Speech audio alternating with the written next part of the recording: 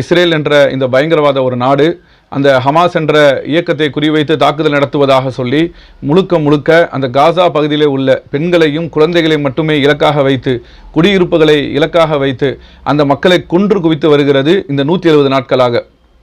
பாலஸ்தீனத்தினுடைய அமைச்சகம் சொல்லக்கூடிய தகவலின்படி குழந்தைகளாகவே அங்கு 32,000க்கும் அதிகமான பெண்கள் குழந்தைகள் கொல்லப்பட்டிருக்கிறார்கள். பொதுவான மக்களையும் இணைத்து பார்த்தோம் என்று சொன்னால் லட்சத்துக்கும் அதிகமான மக்கள் அங்கு பாலஸ்தீனத்திலே கொல்லப்பட்டிருக்கிறார்கள். லட்சத்துக்கும் அதிகமான மக்கள் அந்த நாட்டை விட்டு உயிருக்கு பயந்தவர்களாக அகதிகளாக இன்றைக்கு அந்த மக்கள் வெளியேறி இருக்கிறார்கள். இவ்வளவு பெரிய ஒரு கொடூரத்தை ஒரு 170 நாட்களாக சுமார் 6 மாத காலமாக இஸ்ரேலுடைய நாடு நடத்தி கொண்டிருக்கிறது.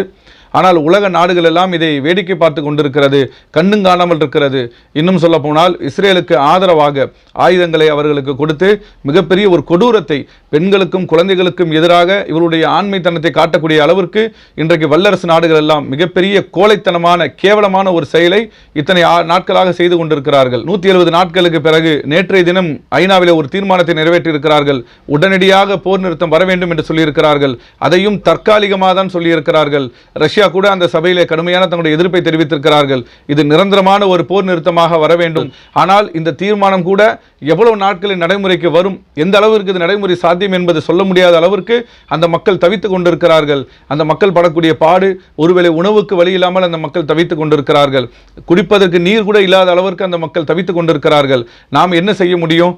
நம்மால் நம்ம படைத்தவனிடத்தில் கையேந்தி பிரார்த்தனை தான் செய்ய முடியும். யா அல்லாஹ் இந்த மக்களுக்கு வலிமையை தா, யா அல்லாஹ் இந்த மக்களுக்கு பாதுகாப்பு அபயத்தை தா.